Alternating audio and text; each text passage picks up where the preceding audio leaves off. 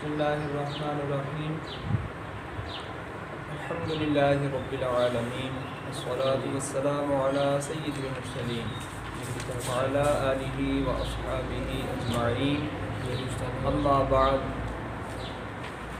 عزیز طلباء کرام، ہم آج سے قافیہ کا آغاز کر رہے ہیں۔ یاد رہے کہ قافیہ کے اندر ہم جن چیزوں سے بحث کریں گے، مصنف نے جو ترتیب قائم کی ہے وہ یہ ہے کہ سب سے پہلے مقدمہ کے اندر مصنف نے کلمہ کی تعریف و تقسیم، پھر کلام کی تعریف و تقسیم کی ہے۔ اس کے بعد کلمہ کی پہلی قسم اسم، پھر اس کی آگے معرب اور مبنی کی طرف تقسیم، مرفوعات کا معرب کے اندر مرفوعات، منصوبات، مجرورات اور توابع کا بیان کیا ہے۔ مبنی کے اندر مضمرات، اسماء اشارات، اسماء موصولہ، اسماء افعال، اصوات، مرکبات، کنایات اور ظروف وغیرہ کا بیان کیا ہے۔ اس کے بعد دوسری قسم فعل، اس میں مصنف نے ماضی، مضارع، امر، افعال قلوب، افعال ناقصہ، افعال مقاربہ، افعال تعجب اور افعال مدح و ذم کا بیان کیا ہے۔ اور تیسری قسم یعنی حرف، اس کے تحت پھر مصنف نے حروف جارہ، مشبہ بالفعل، عاطفہ، تنبیہ، ندا، آخر تک یعنی نون تاکید پر اپنی کتاب کی تمام ابحاث کو ختم کیا ہے۔ تو ہمارا پہلا سبق جو ہے وہ تسمیہ کے بعد کلمہ کی تعریف و تقسیم کے حوالے سے۔ آغاز فرمایا بسم اللہ الرحمن الرحیم، الکلمۃ لفظ وضع لمعنی مفرد۔ اس میں تینوں اعراب پڑھ سکتے ہیں، مفردن، دن اور دن۔ وہی اسم و فعل و حرف، اللہ کے نام سے شروع جو بڑا مہربان نہایت رحم والا۔ کلمہ وہ لفظ ہے جس کی وضع مفرد معنی کے لیے ہو۔ اگر ہم مفرد کو مجرور پڑھیں تو یہ معنی ہوگا کلمہ وہ لفظ ہے جس کی وضع مفرد معنی کے لیے ہو، یہ معنی کی صفت بنے۔ اور اگر ہم اس کو مرفوع پڑھیں پھر یہ مفرد لفظ کی صفت بنے گا، معنی یہ بنے گا کلمہ وہ لفظ مفرد ہے جس کی وضع معنی کے لیے۔ اور اگر اس کو منصوب پڑھیں تو پھر یہ وضع کے اندر ہوا ضمیر سے حال بنے گا۔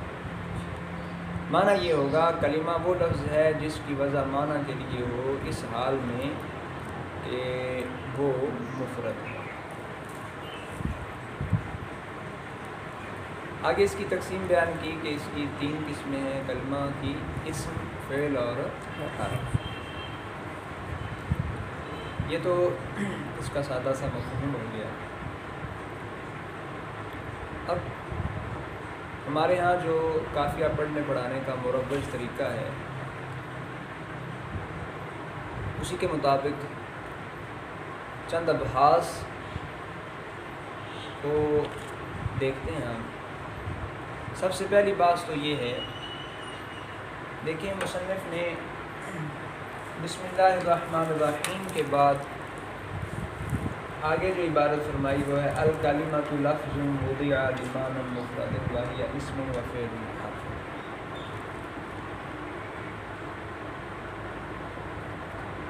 اب ایک طرف ہمارے سامنے مصنف کی یہ کتاب ہے اور دوسری طرف ہمارے سامنے قرآن مجید، سلف صالحین کی کتابیں ہیں، رسول اللہ صلی اللہ علیہ وسلم کا فرمان ہے۔ مصنف کی یہ ترتیب ان تینوں چیزوں کے مخالف ہے۔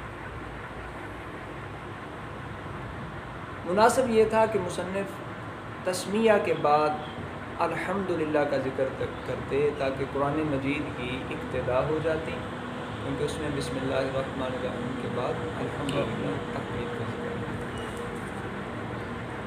دوسرا، بزرگوں کے طریقے کی پیروی بھی ہو جاتی کیونکہ تسمیہ کے بعد وہ تحمید کا ذکر کرتے ہیں۔ اور تیسرا حدیث پاک پر عمل بھی ہو جاتا. رسول اللہ صلی اللہ علیہ وسلم کا فرمان ہے کل امر ذی بال لم یبدا فیہ بحمد اللہ فہو اجزم او کما قال. ہر ذی شان کام جس کی ابتدا الحمدللہ سے نہ ہو وہ نامکمل ہوتا ہے. تو مصنف نے قرآن مجید سلف کے طریقے کی اور حدیث پاک پر عمل کے حوالے سے ان تینوں چیزوں کی مخالفت کی ہے، ان پر عمل کو ترک کیا ہے. ایسا نہیں کرنا چاہیے تھا. شارحین نے اس کا جواب یہ دیا دراصل مصنف نے تسمیہ کے بعد تحمید کو ترک کرنے میں کسر نفسی سے کام لیا. کسر نفسی بئی خیال کہ ان کی یہ کتاب اس حیثیت سے کہ یہ ان کی کتاب ہے اور اس حیثیت سے کہ یہ نحوی مسائل پر مشتمل ہے، یہ سلف صالحین کی کتابوں کے مرتبے میں نہیں ہے. جو ان کی کتابوں کا مقام اور مرتبہ ہے وہ اس کا نہیں ہے، اس لیے من کل الوجوہ ان کی اتباع نہیں کی اور ان کے طریقے کو اختیار کرنا ترک کیا ہے. لیکن چلیں یہ جواب تو آیا، اس پہ پھر ایک وہم ہوتا ہے کہ کسر نفسی جو ہے وہ حدیث پاک پر عمل اختیار کرنے میں ہوتی ہے، ترک کرنے میں نہیں ہوتی. حدیث پاک میں تو واضح طور پر فرمایا گیا کل امر ذی بال لم یبدا فیہ بحمد اللہ فہو اجزم او کما قال. تو پھر مصنف کو چاہیے تھا کہ کسر نفسی الحمدللہ کے ذکر کے ساتھ ہی کرتی. شارحین نے اس کا جواب یہ دیا دیکھیں حدیث پاک میں جس چیز کا حکم دیا گیا ہے، جس کی چیز کی ترغیب دی گئی ہے وہ ہے تحمید، ذکر کرنا، الحمدللہ کے ساتھ کام کا آغاز کرنا. اب حدیث پاک میں ہرگز یہ بات موجود نہیں کہ الحمدللہ کو لکھ کر ہی کسی کام کا آغاز کیا جائے. وہاں مطلقاً ہے الحمدللہ ذکر کر لی جائے، چاہے لکھ کر لی جائے چاہے پڑھ کر لی جائے. تو مصنف نے یہاں لکھی نہیں، نہ لکھنے سے یہ لازم نہیں آتا کہ مصنف نے پڑھی بھی نہ ہو. تو پہلے کے ترک سے دوسرے کا ترک لازم نہیں آتا، اس لیے ان کے بارے میں ہم اچھا گمان کرتے ہوئے یہ کہتے ہیں کہ انہوں نے لکھی نہیں، یقیناً پڑھ لی ہوگی، حدیث پاک پر عمل ہو گیا. اور رہی بات قرآن پاک پر عمل کے حوالے سے، تو قرآن پاک کی بھی مخالفت لازم نہیں آتی، کیونکہ قرآن پاک کی ایک ترتیب نزولی ہے، دوسری ترتیب توقیفی ہے. اگر نزولی کو دیکھا جائے تو اس میں جو آیات نازل ہوئی ہیں وہ کون سی ہیں؟ اقرا بسم ربک الذی خلق.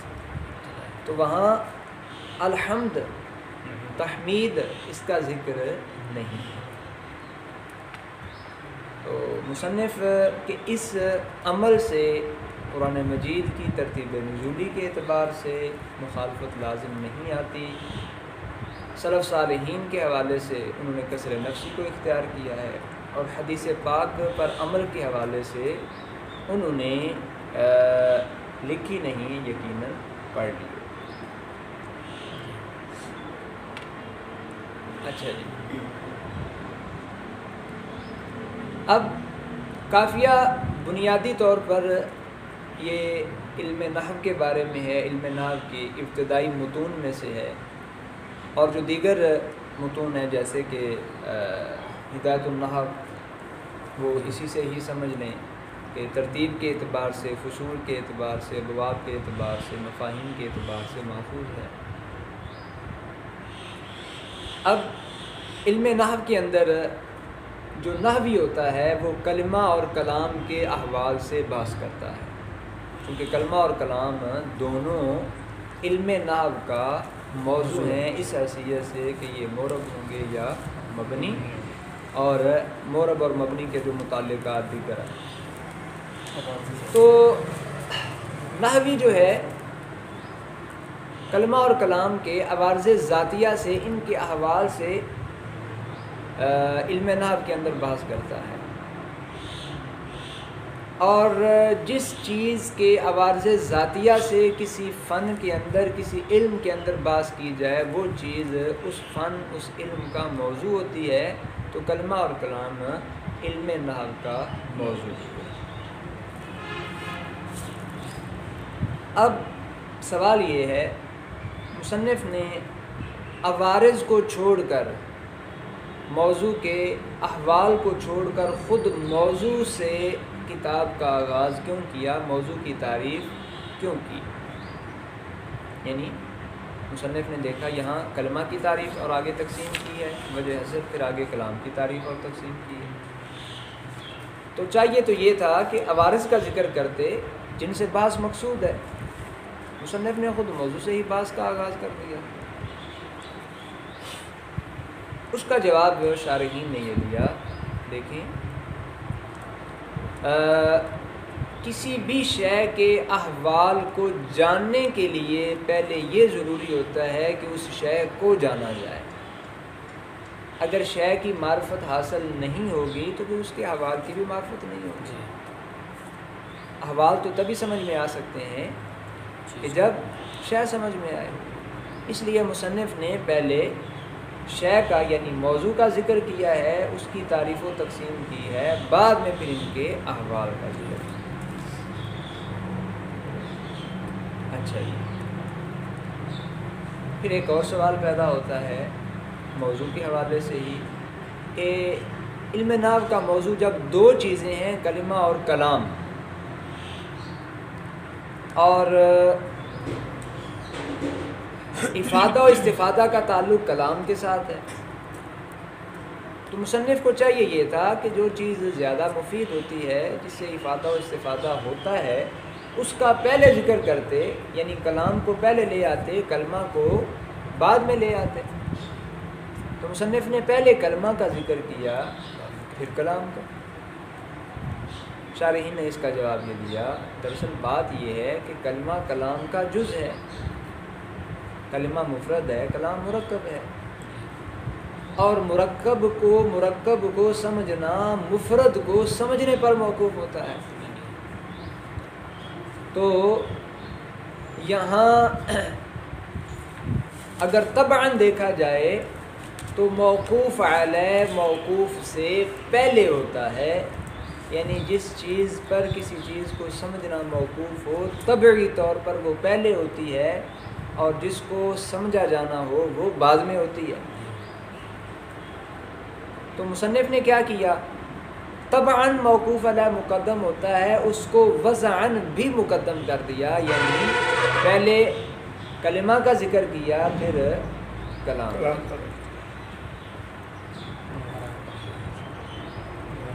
ایسا اس لیے تاکہ وضع طبع کے مطابق ہو جائے۔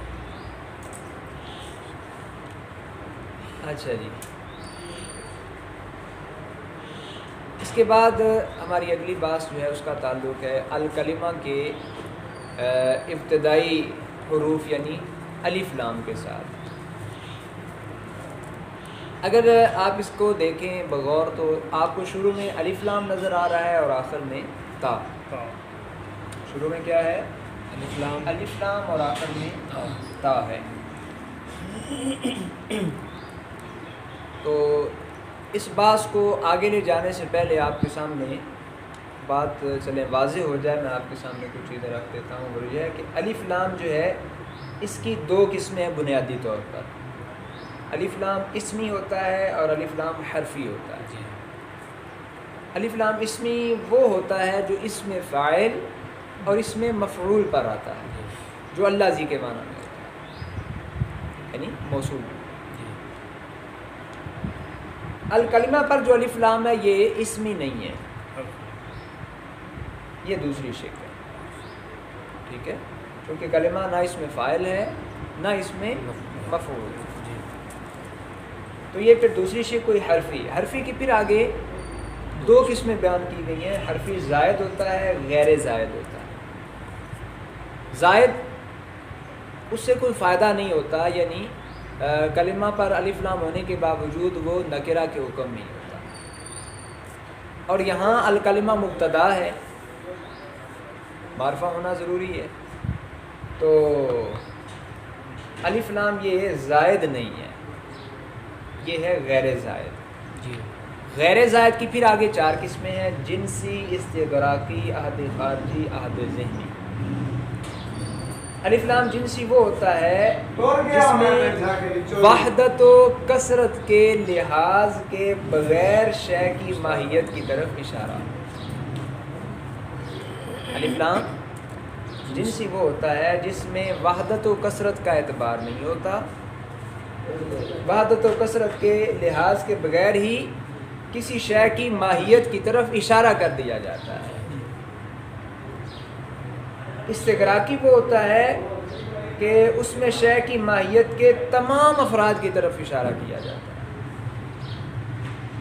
اور الف لام عہد خارجی وہ ہوتا ہے کہ متکلم اور مخاطب کے درمیان کسی فرد کا پہلے ذکر ہو چکا ہے، اس کی طرف اشارہ کرنا مقصود ہے.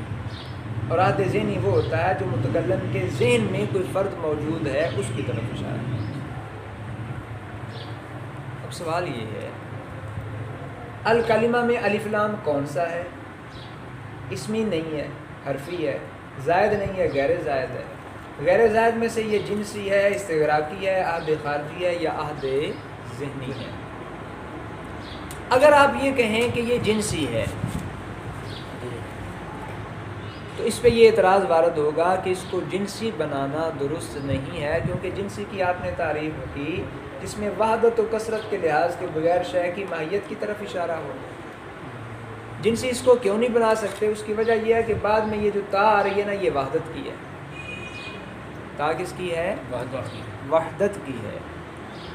اب جب تا وحدت کی ہے تو جنسی میں وحدت و کثرت ان دونوں کا ہی لحاظ نہیں ہوتا، تو یہ تا وحدت کی اس کے جنسی مراد لینے میں معنی ہے، دونوں میں منافات ہے، اس لیے ہم اس کو جنسی مراد نہیں لے سکتے.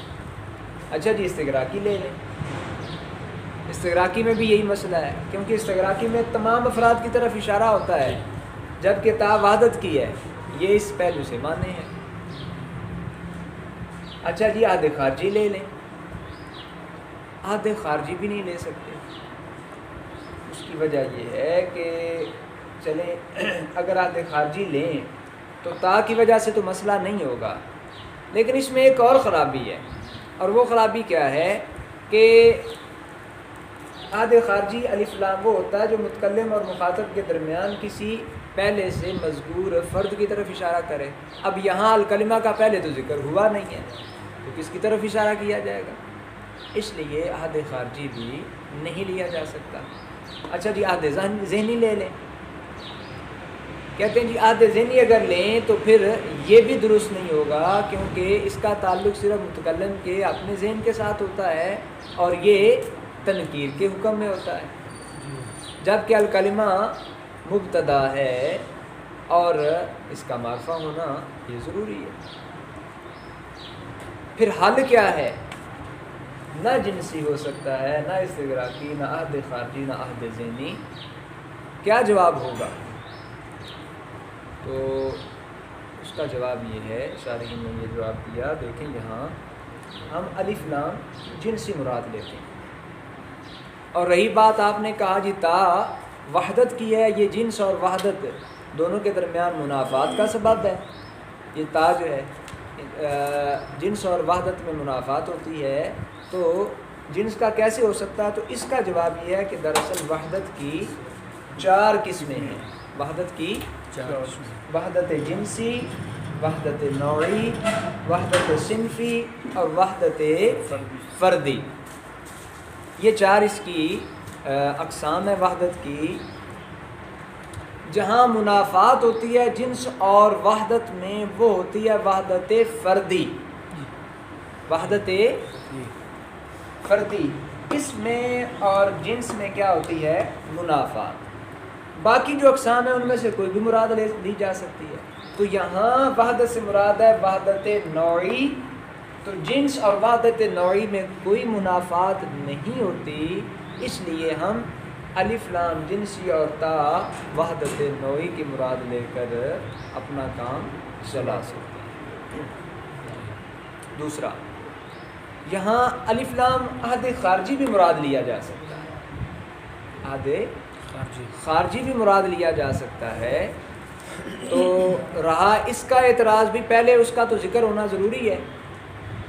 عہد خارجی کی صورت میں شے کا پہلے ذکر ہو چکا ہو، متکلم اور مخاطب اسے جانتے ہوں، یہاں نہیں ہوا، تو اس کا جواب یہ ہے ٹھیک ہے یہاں نہیں ہوا، لیکن کوئی بھی متکلم جب کسی خاص اصطلاح کے حوالے سے بات کرتا ہے تو وہ چیز متکلم اور مخاطب کے درمیان پہلے سے معلوم ہوتی ہے، معروف ہوتی ہے قرائن کے اعتبار سے۔ تو جب یہاں نحوی کلمہ نحویہ سے بات کر رہا ہے تو وہ کلمہ متکلم اور مخاطب کے درمیان قرائن سے پہلے سے ہی معلوم ہے۔ جب معلوم ہے تو یہاں الف لام عہد خارجی بھی مراد لیا جا سکتا ہے۔ اچھا جی، یہاں الف لام عہد ذہنی بھی مراد لیا جا سکتا ہے، عہد ذہنی بھی مراد لیا جا سکتا ہے۔ وہ کس طرح؟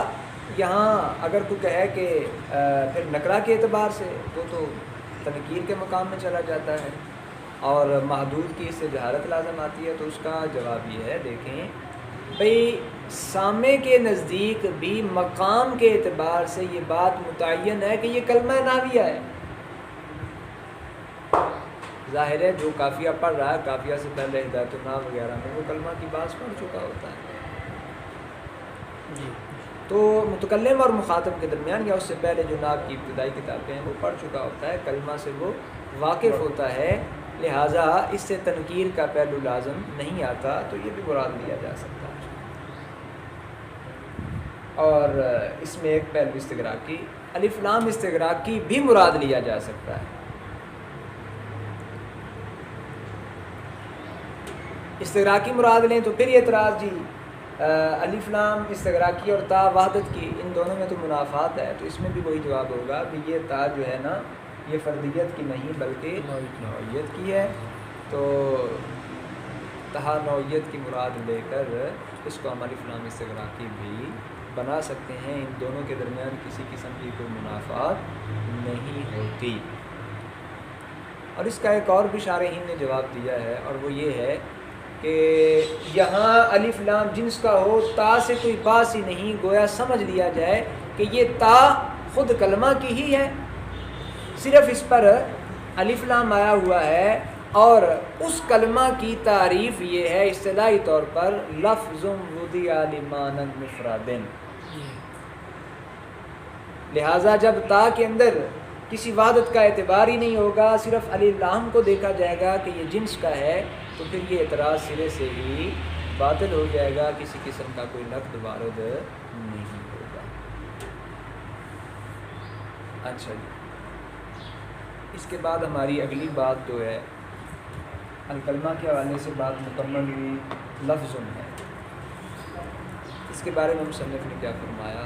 لفظ وضع لمعنی مفرد۔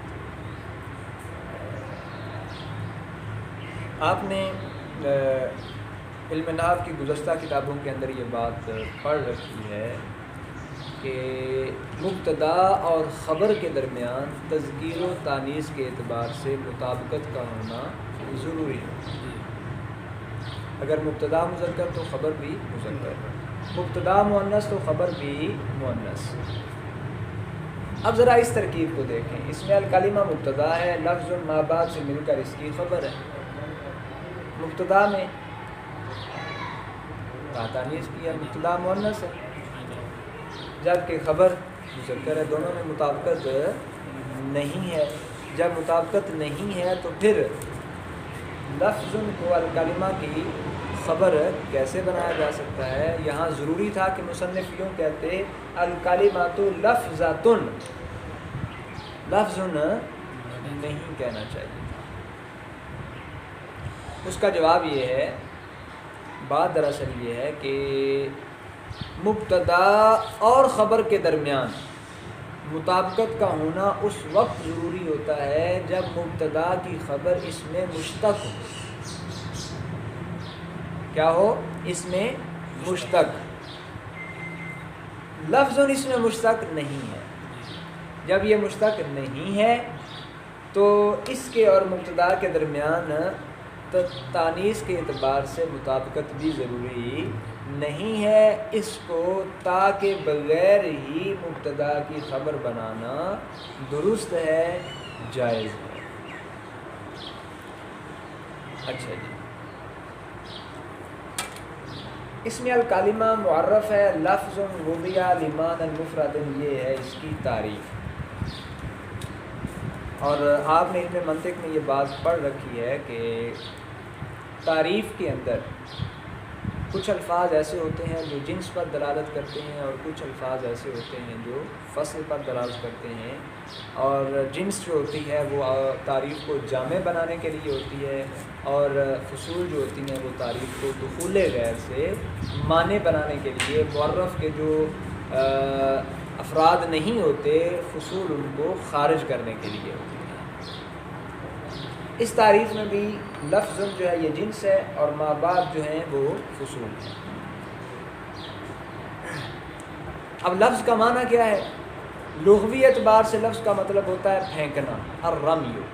جیسے کہا جاتا ہے اکلت التمرۃ ولفظت النبات، میں نے کھجور کھائی اور گٹھلی پھینکی۔ اور اصطلاحی اعتبار سے اس کا معنی ہوتا ہے ما یتلفظ بہ الانسان قلیلا کان او کثیرا، مہملا کان او موضوعا، حقیقتا کان او حکما، مفردا کان او مرکبا۔ لفظ وہ کلمہ ہوتا ہے جس کے ساتھ انسان تلفظ کرے، چاہے قلیل ہو یا کثیر، مہمل ہو یا موضوع، حقیقت ہو یا حقیقتاً ہو یا حکماً ہو، مفرداً ہو یا مرکباً۔ اب یہ اس کی تعریف ہے۔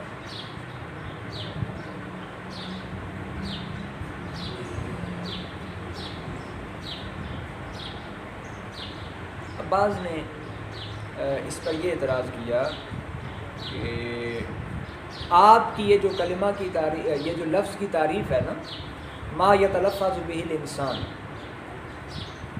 یہ تعریف درست نہیں ہے۔ لفظ وہ ہے جس کے ساتھ انسان تلفظ کرے، اگر انسان تلفظ نہ کرے اسے لفظ ہی نہیں کہیں گے۔ یہ بات درست نہیں ہے، کیونکہ الفاظ کے ساتھ فرشتے بھی تلفظ کرتے ہیں، جنات بھی تلفظ کرتے ہیں، اور اللہ تعالیٰ کے کلمات جو ہیں ان پر بھی لفظ کا اطلاق کیا جاتا ہے۔ تو اگر انسان کے ساتھ اس کی قید لگائی جائے تو پھر ان کے جو الفاظ ہیں ان کا کلام وہ کدھر جائے گا؟ اس کا جواب یہ دیا گیا، دراصل یہاں بات ہماری ہو رہی ہے اپنی ذات کے اعتبار سے۔ یہاں ہم مطلقاً لفظ کی تعریف نہیں کر رہے، بلکہ لفظ کی وہ تعریف جس کا تعلق انسانوں کے ساتھ ہے اس کی بات ہو رہی ہے، فرشتوں اور جنوں کے ساتھ نہیں۔ تو اگر وہ تعریف سے نکل بھی جاتے ہیں تو اس سے ہمیں کوئی فرق نہیں پڑتا، اس سے کوئی مسئلہ نہیں بنتا، اس سے محدود جو ہے اس میں کسی قسم کی خرابی یا نقصان لازم نہیں آتا۔ ہماری بحث ان الفاظ کے ساتھ ہے جو انسانوں سے متعلق ہوتے ہیں۔ اچھا جی، تسمیہ کے بعد ہم نے الکلمہ سے بحث کی، لفظ سے بحث کی، اس کے بعد تعریف کا اگلا لفظ جو ہے وہ ہے وضع۔ وضع یہ ماضی مجہول کا صیغہ ہے، واحد مذکر غائب، وزن سے بنا ہے، اور وضع کا لغوی معنی ہوتا ہے تعیین، کسی شے کو معین کرنا، اور ایک معنی یہ بھی بیان کیا گیا ہے جعل الشیء فی حیز، شے کو کسی جگہ میں رکھنا، کسی محل کے اندر رکھنے۔ اور اصطلاحی اعتبار سے وضع کا مطلب یہ ہوتا ہے تخصیص شیء بشیء بحیث متى اطلق او احس الشیء الاول فہم منہ الشیء الثانی، ایک شے کا دوسری شے کے ساتھ اس طرح خاص ہونا کہ جب بھی پہلی شے کا اطلاق کیا جائے، پہلی شے کا ذکر کیا جائے تو اس سے دوسری شے سمجھ میں آ جائے، اس کو کہتے ہیں وضع۔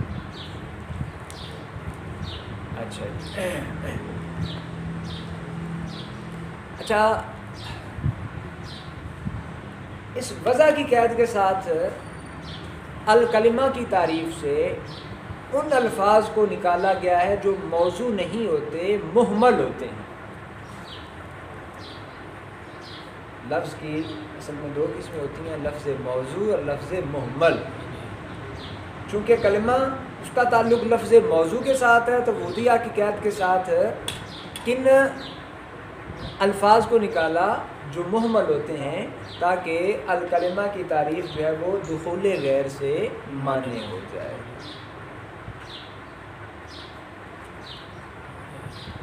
اچھا اس کے بعد تعریف کا اگلا لفظ لیمان مفرد۔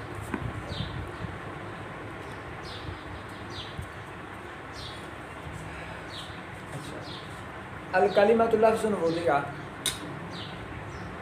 اتنا کہنے سے ایک چیز اس میں باقی رہتی تھی، وہ ہیں حروف تہجی جو ترکیب کے لیے وضع کیے گئے ہیں، جن کو جوڑ کر پھر آگے کلمات بنائے گئے۔ تو چونکہ وہ بھی الفاظ موضوعہ ہیں، کلمہ کی تعریف میں وہ باقی بچ رہے تھے، لمانن کی قید کے ساتھ حروف تہجی کو کلمہ کی تعریف سے نکال دیا، کیونکہ وہ ترکیب کی غرض سے وضع کیے گئے ہیں، معنی دینے کے لیے انہیں وضع نہیں کیا گیا۔ تو لمانن کی قید سے حروف تہجی بھی کلمہ کی تعریف سے نکل گئے، وضع کی قید سے مہملات، معنی کی قید سے حروف تہجی، حروف ہجا۔ اس کے بعد اگلا لفظ ہے جی مفرد۔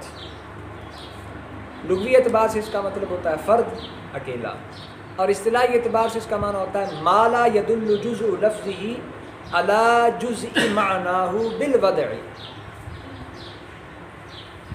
مفرد وہ لفظ ہے جس میں لفظ کی جز وضعی اعتبار سے معنی کی جز پر دلالت نہ کرے، لفظ کی جز معنی کی جز پر دلالت نہ کرے، اس کو کیا کہتے ہیں؟ مفرد۔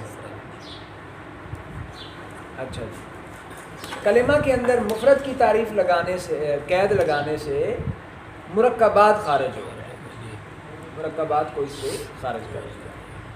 تو لفظ کے تحت موضوع اور مہمل دونوں آتے ہیں، حروف تہجی بھی آتے ہیں، مرکبات بھی آتے ہیں۔ وضع کی قید کے ساتھ مہملات نکلے، لیمانن کی قید کے ساتھ حروف تہجی نکل گئے، مفرد کی قید کے ساتھ مرکبات نکل گئے، تو کلمہ کی تعریف جو ہے اپنے افراد کے لیے جامع اور دخول غیر سے مانع ہوگی۔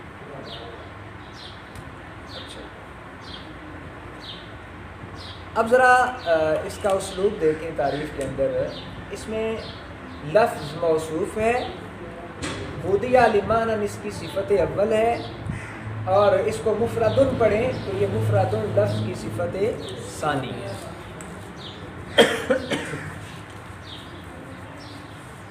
اب اس کی پہلی صفت جو ہے وہ ہے جملہ، یہ ہے جملہ، دوسری صفت ہے مفرد، پہلی صفت جملہ ہے اور دوسری مفرد ہے۔ اور جملہ بھی کون سا؟ جملہ فعلیہ۔ تو مصنف نے یہ انداز کیوں اختیار کیا کہ اس کی پہلی صفت جو ہے وہ جملہ لے کے آئے فعلیہ، اور دوسری صفت مفرد لے کے آئے جو کہ اسم ہے۔ تو اس بات کی طرف اشارہ کرنے کے لیے، اس بات پر تنبیہ کرنے کے لیے کہ وضع جو ہے وہ افراد پر مقدم ہوتی ہے، اسی لیے یہاں پہلی صفت کے اندر جو صیغہ ذکر کیا وہ بھی ماضی کا ذکر کیا، تاکہ اس بات کی طرف اشارہ ہو جائے کہ پہلے کسی چیز کو وضع کیا جاتا ہے، بعد میں اس میں مفرد یا مرکب کا اطلاق کیا جاتا ہے۔ تو اس بات پر تنبیہ کرنے کے لیے پہلی صفت مفرد جملہ فعلیہ ماضی کے ساتھ لے کے آئے اور دوسری جو ہے جملہ لے کے اور دوسری مفرد لے کے آئے۔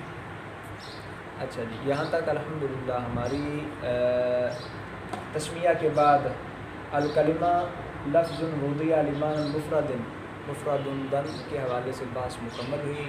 اب ہم اس سے اگلی بات کی طرف چلتے ہیں جو کہ ہے واہیہ اسم و فعل و حرف۔ دیکھتے ہیں کہ مصنف جو ہے اپنے اس کلام کے تحت کس چیز کو، کس نقطے کو اور کس فائدے کو بیان کر رہے ہیں۔ اچھا جی، فرمایا واہیہ اسم و فعل و حرف۔ ہیا یہ ضمیر واحد مرفوع منفصل ہے، مبتدا واقع ہو رہی ہے، ما بعد اس کی خبر ہے، اور اس ضمیر کا مرجع الکلمہ۔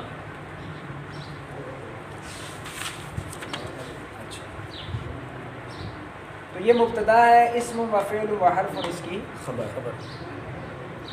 آپ دیکھیں اسم کے بعد واو عاطفہ، فعل کے بعد پھر واو عاطفہ، اور آپ نے واو کے بارے میں یہ بات ہدایت النحو میں پڑھ رکھی ہے کہ واو کس کے لیے آتی ہے؟ جمع کے لیے۔ کس کے لیے آتی ہے؟ جمع کے لیے۔ اچھا، اب جب واو جمع کے لیے آتی ہے تو اس کا مطلب تو یہ ٹھہرا کہ اسم فعل اور حرف تینوں مل کر کلمہ ہے، تینوں کا مجموعہ۔ اس کو آپ یوں سمجھ لیں، یہ واو جب جمع کے لیے ہے تو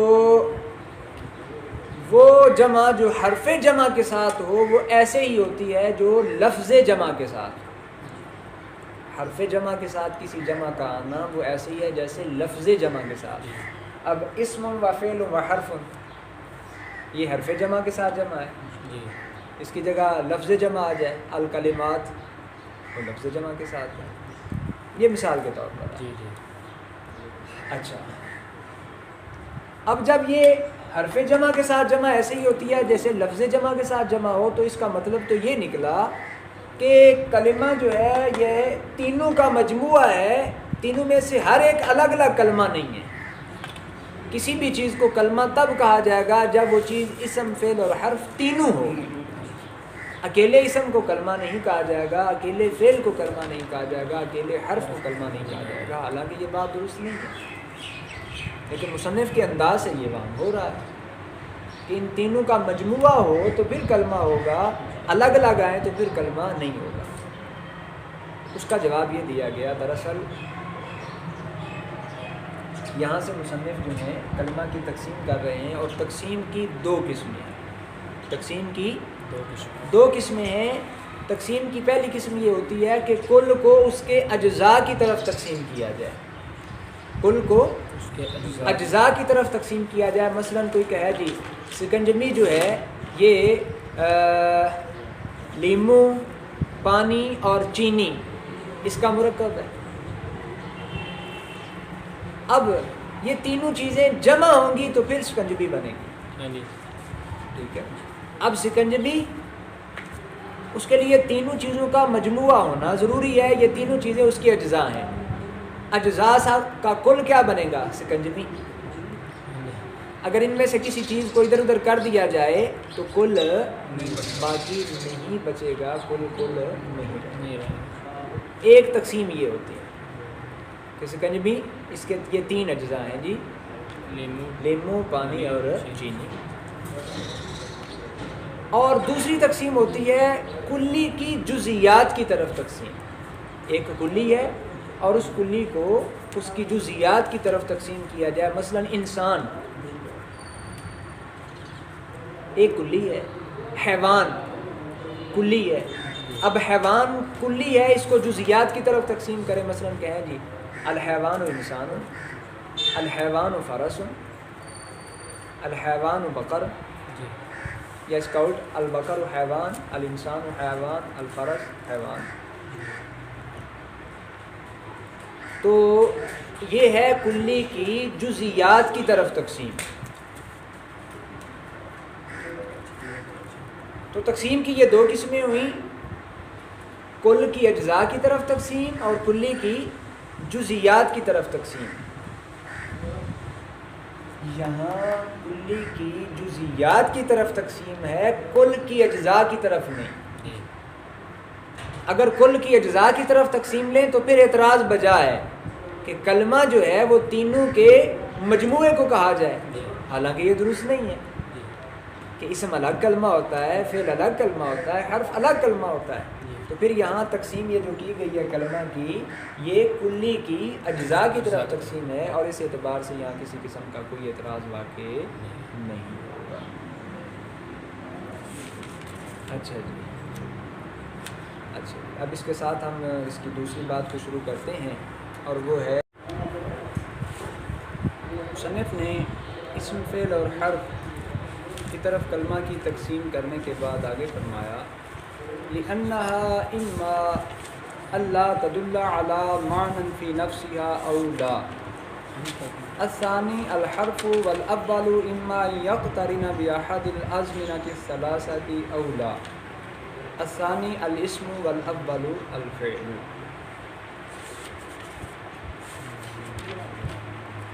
کلمہ کی اقسام ثلاثہ کی طرف تقسیم کی، اس عبارت سے غرض ماتن کلمہ کی وجہ حصر کو بیان کرنا ہے۔ تینوں اقسام کے اندر جو وجہ حصر ہے انواع ثلاثہ کی طرف تقسیم کی، اسے بیان کیا۔ فرمایا کہ کلمہ، کیونکہ بے شک کلمہ یا تو اپنی ذات میں پائے جانے والے معنی پر دلالت کرے گا یا نہیں کرے گا۔ عازمین کا مرجع کلمہ، کیونکہ کلمہ یا تو اپنی ذات میں پائے جانے والے معنی پر دلالت کرے گا یا نہیں کرتا تو یہ حرف ہے، یعنی دوسری قسم حرف ہوگی، اور اگر کرتا ہے اس کی پھر آگے دو قسمیں ہیں۔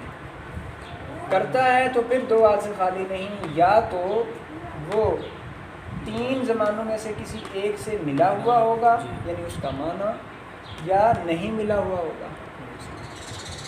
اگر نہیں ملا ہوا یعنی دوسری صورت تو پھر وہ کیا ہوگا؟ اسم۔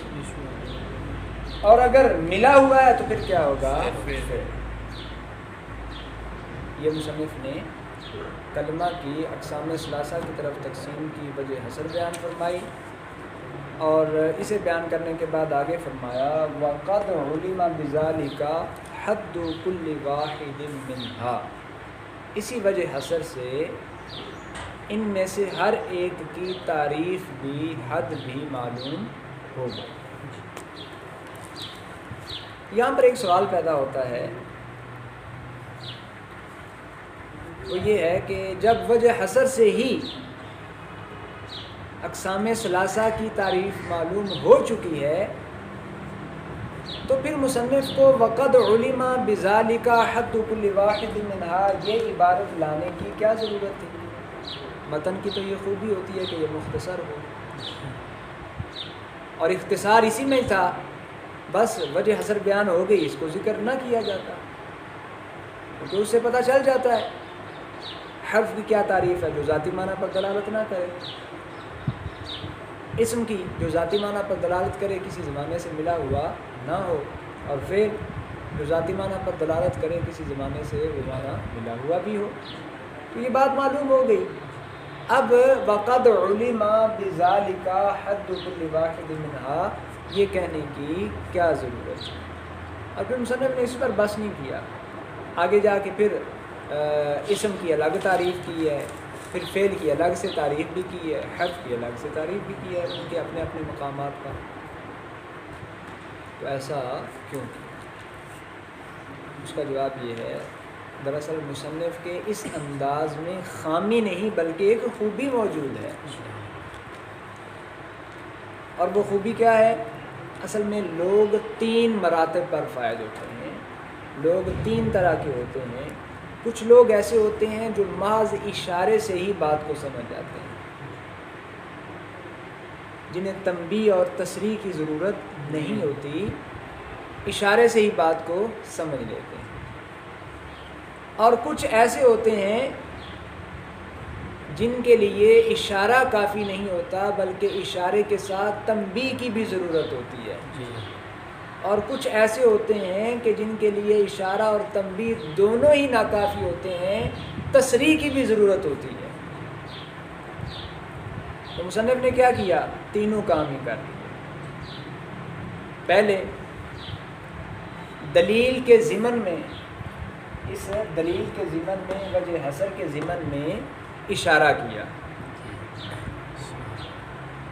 وقد علم بذلك حد كل واحد منها، اس سے تنبیہ کی، اور آگے پھر جا کر کہا الاسم ما دل على معنى في نفسه غیر مقترن باحد الازمنة الثلاثة، اس سے جا کر تصریح کر دی تاکہ تینوں مراتب کے لوگ جو ہیں وہ اس سے اکتساب فیض کر سکیں اور کہیں بھی کسی کو کسی قسم کی دشواری کا سامنا نہ کریں۔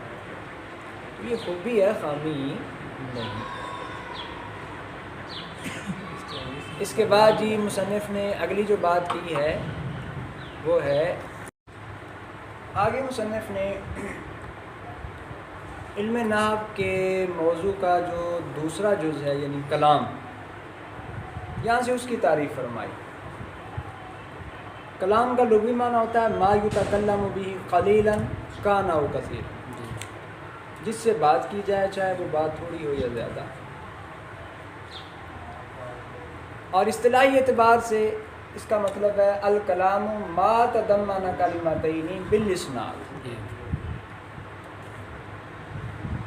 کلام وہ لفظ ہے جو دو کلموں کو بالاسناد شامل، جو دو کلموں کو بالاسناد شامل۔ اس تعریف کے اندر ما تضمن کلمتین یہ بمنزلہ جنس ہے، اور بالاسناد جو ہے بمنزلہ فصل ہے، یہ تعریف کو دخول غیر سے معنی بنا، یہ جامع بنانے کے لیے یہ معنی بنا، جس میں دو کلمے ہوں گے لیکن نسبت اسنادی کے ساتھ۔ اب غلام و زیدن میں دو کلمے ہیں لیکن نسبت اسنادی نہیں ہے، تو غلام و زیدن کلام نہیں ہوگا۔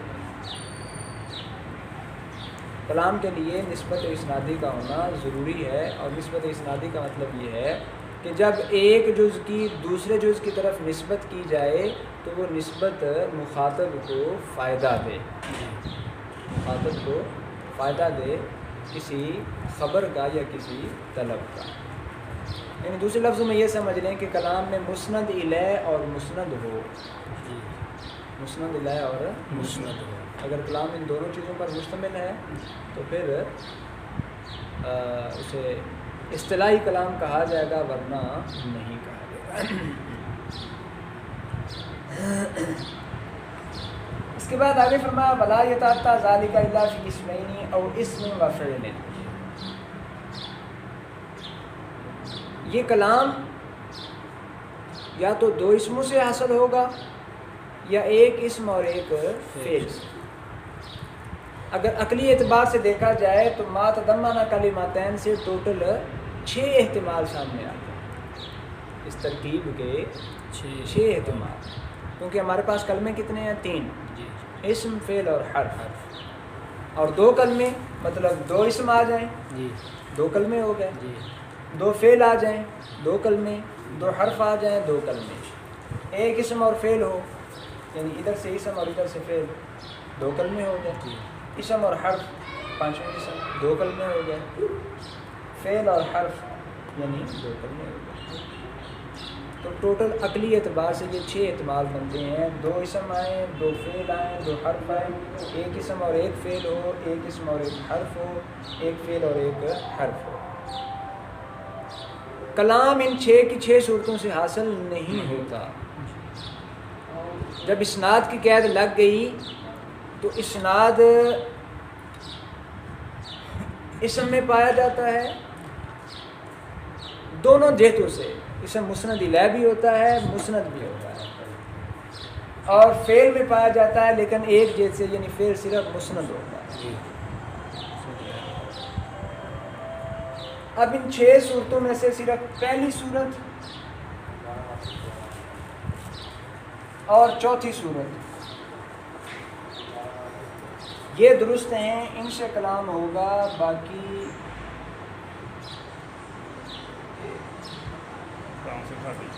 ان چاروں صورتوں سے کلام حاصل نہیں ہے۔ اس کی وجہ کیا ہے کہ مسند الہ مسند ادھر دونوں پائے گئے، ادھر اسم مسند الہ فعل مسند دونوں پائے گئے۔ دو فعل ہوں صرف مسند پایا جائے گا، مسند الہ نہیں۔ دو حرف ہوں، نہ یہ مسند الہ ہے نہ مسند الہ۔ اسم اور حرف ہو، اسم مسند الہ ہوگا یا مسند ہوگا، حرف کچھ بھی نہیں، تو ایک چیز پائی گئی۔ ایک فعل اور ایک حرف ہو، مسند پایا گیا، مسند الہ نہیں پایا۔ اس لیے یہ اسم حرف اور فعل حرف والی چاروں صورتوں سے کلام حاصل ہے۔ اچھا